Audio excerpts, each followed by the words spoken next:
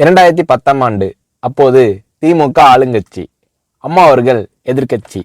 ஒரு பெரிய மிரட்டல் விடுத்து அம்மா அவர்களுக்கு எதிராக மதுரை மாவட்டத்தில் பல இடங்களில் போஸ்டர் ஒட்டியிருந்தார்கள்.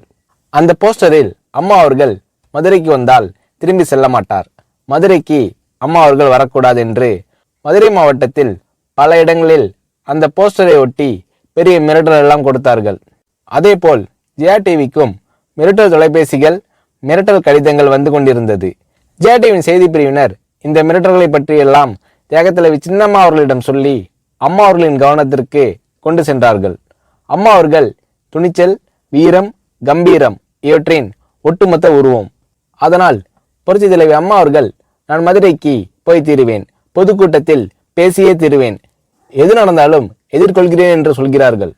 ஒரு கட்டத்தில் ஜெயா டிவிக்கு மிரட்டல் எப்படி வருகிறது என்றால், ஜெயா டிவியின் அலுவலகத்தை வெடிகுண்டு வைத்து தகர்ப்போம், அம்மா அவர்கள் மதுரைக்கு வந்தால் ஜெயா டிவியை ஒழிப்போம், இப்படியெல்லாம் நிறைய மிரட்டல்கள் தொலைபேசியின் வாயிலாகவும் கடிதத்தின் வாயிலாகவும் வந்து கொண்டிருக்கிறது.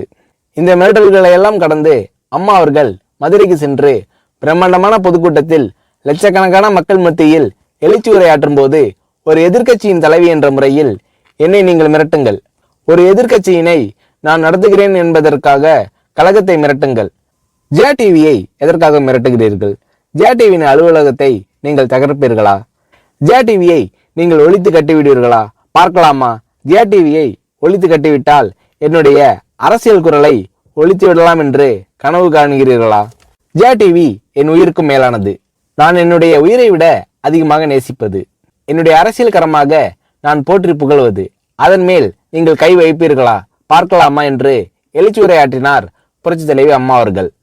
இப்படியெல்லாம் அம்மா அவர்களின் அன்புக்கும் மரியாதைக்கும் பாத்திரமாக ஜெயா டிவி இருந்தது.